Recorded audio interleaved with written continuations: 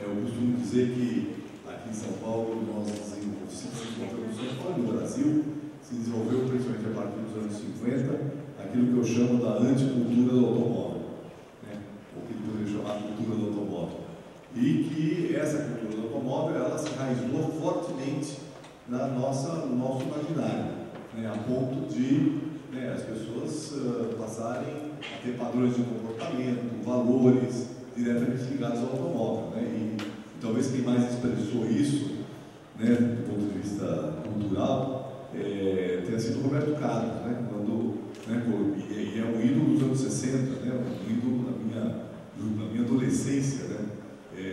Então, descer a Rua Augusta a 120 por hora era um valor, né? Ou poder ter um Cadillac chique, ou até mesmo ter um calhambeque que vai atrair o broto, né, como uma coisa diferente, mas tudo isso reforçava o imaginário, uma cultura do automóvel que foi se enraizando fortemente na nossa sociedade como valor, como necessidade, como aspiração, né, como símbolo de sucesso.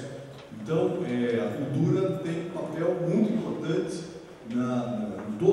em todas as questões que se relacionam, né, com o modo de vida. E quando a gente fala de cidade, nós estamos falando fundamentalmente de modo de vida, que envolve, estamos falando aqui de mobilidade, mas vou falar dos valores da casa, dos valores ligados, ou das questões ligadas à questão dos resíduos sólidos, das questões ligadas a formas de se encontrar, de utilizar o espaço público, todos esses aspectos culturais. Então, para mim foi muito interessante ter sido o relator do plano diretor, que buscou exatamente repensar a cidade a partir de novos valores e novas questões, de certa forma aprofundando aquilo que nós já tínhamos feito em 2002, né, no plano diretor.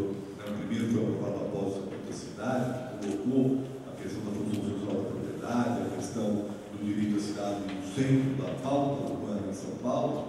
Né, mais no ano de 2014, né, eu fui o relator dos dois, ele avançou mais ainda, aprofundou essas questões e levantou com muito mais força esses aspectos relacionados à cultura urbana no âmbito de uma legislação e de um projeto urbanístico.